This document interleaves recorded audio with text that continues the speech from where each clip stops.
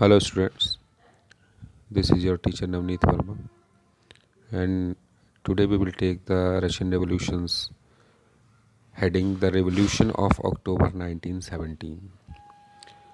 Lenin feared that the provisional government would set up a dictatorship, so he gathered the Bolshevik supporters against the government.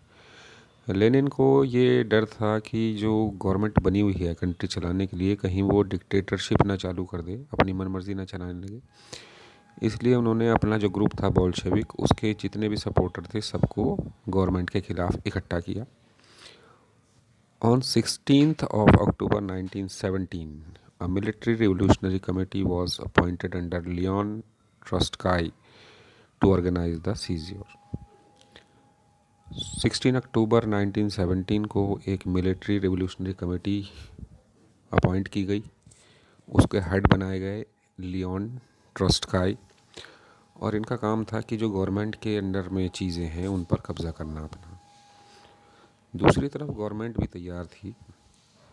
On 24th of October 1917, military men were sent to seize the building of Bolshevik newspaper, to take over telephone and telegraph, and to protect the Winter Palace. दूसरी तरफ government ने क्या किया, military को भेजा ताकि वो Bolshevik के जो न्यूज़पेपर चल रहे हैं, टेलीफोन टेलीग्राफ जो सर्विसेज हैं, उनको कब्ज़े में ले ले और विंटर पैलेस को बचाए। विंटर पैलेस राजा का पैलेस था। The military revolutionary committee seized government office and arrested ministers took over the city. And by December, Moscow Petrograd area was under control of Bolsheviks. तो मिलिट्री रिवोल्यूशनरी कमेटी ने government के office को seize कर दिया, ministers को arrest करा दिया और शहर पर कब्ज़ा कर लिया। दिसंबर आते आते मॉस्को और पेट्रोग्राड का एरिया जो था, ये ईस्ट की तरफ का एरिया है रशिया का, नॉर्थ वेस्ट सॉरी, वो सब बोल्शेविक के कंट्रोल में आ गया था।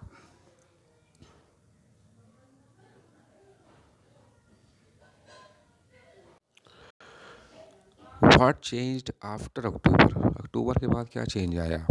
इन नवंबर 1917, most industries and banks were nationalised. Land was distributed to peasants. In cities, large houses were partitioned. Old titles were banned and army uniform was changed. नवंबर 1917 में industry और bank जो थे वो नेशनलाइज यानी कि गवर्नमेंट के पास चले गए।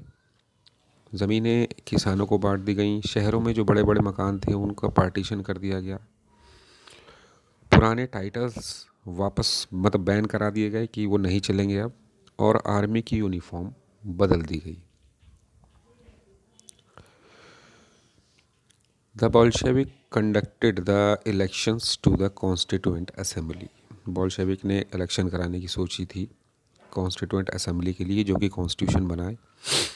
इन January 1918, the assembly rejected the Bolshevik measures and Lenin dismissed the assembly. जनवरी 1918 में असेंबली ने बोल्शेविक के जो तरीके थे काम करने के उनको मना कर दिया, तो लेनिन ने असेंबली ही डिसमिस कर दी। In March 1918, the Bolshevik made peace with Germany at Brest Litovsk, ये एक जगह का नाम है। तो मार्च 1918 में बोल्शेविक ने जर्मनी के साथ एक समझौता किया, और वो जगह थी breast लिटोस्क। In the year that followed, the Bolshevik became the only party to participate the elections to the All-Russian Congress of Soviet, which became the parliament. तो आने वाले सालों में सिर्फ बोल्शेविक ही अकेली पार्टी रह गई जो कि इलेक्शन में पार्टिसिपेट कर रही थी। ये था all Russian Congress of Soviet का इलेक्शन, और जिसने पार्लियामेंट बनाई थी उसके बाद। इनकी टक्कर पे कोई पार्टी थी ही नहीं। और रशिया जो था वो अकेली पार्टी का देश बन गया बोल्शेविक का। Trade unions were kept under party control. Soviet police punish the critics. Trade union party के कंट्रोल में आ गई और जितने भी बोल्शेविक की बुराई करने वाले लोग थे पुलिस ने उन सबको पनिश किया। अब आते हैं सिविल वॉर। सिविल वॉर तब है जब पब्लिक आपस में लड़ने लगती है। Land redistribution made soldiers to go home. Non Bolsheviks condemned the Bolshevik uprising and their leaders moved to South Russia to fight the Bolshevik, the Reds. जब ज़मीनें बट गई किसानों में तो जो सोल्जर थे वो अपने अपने घरों को चले गए। जो नॉन बोल्शेविक लोग थे, पार्टीज़ थी, ग्रुप थे, उन्होंने बोल्शेविक के बढ़ने की बुराई की। उनके लीडर्स जो थे वो साउथ की तरफ गए ताकि वो लोग ग्रुप बना सके बोल्शेविक से लड़ने के लिए। बोल्शेविक का जो कलर था वो रेड था, तो उनको रेड्स बोला जाता था। ड्यूरिंग 1918 एंड 1919 द ग्रीन्स, ये दूसरा है ग्रुप। ग्रीन जो कलर था वो था सोशलिस्ट रिवोल्यूशनरीज का। एंड द वाइट्स, वाइट थे प्रो ज़ारिस्ट। प्रो ज़ारिस्ट का मतलब है जो पुराने राजाओं के सिस्टम को मानते थे। तो ग्रीन और वाइट्स ने ज़्यादातर रशियन एम्पायर को कंट्रोल में कर रखा था अपने। दूसरी तरफ फ्रांस, अमेरिका, ब्रिटेन, जापान, ये सब सोशलिज्म जो रशिया में बढ़ रहा था उससे चिंता में पड़ गए थे। एज देयर ट्रूप्स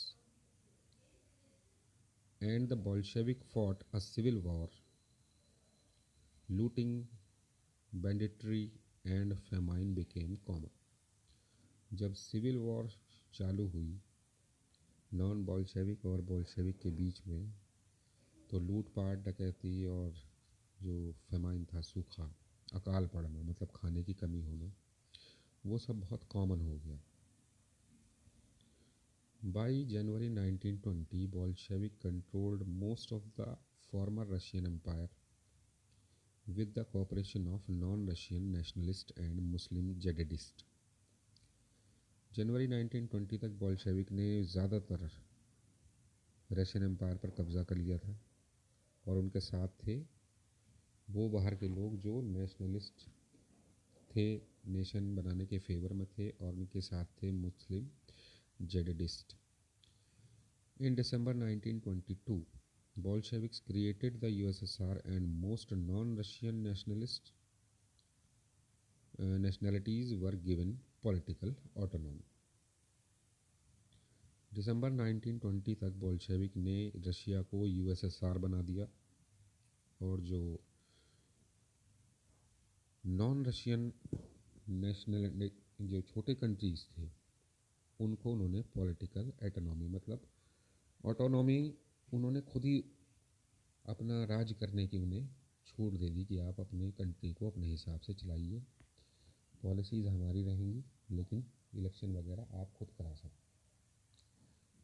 तो स्टूडेंट्स आज के लिए इतना ही। Thank you.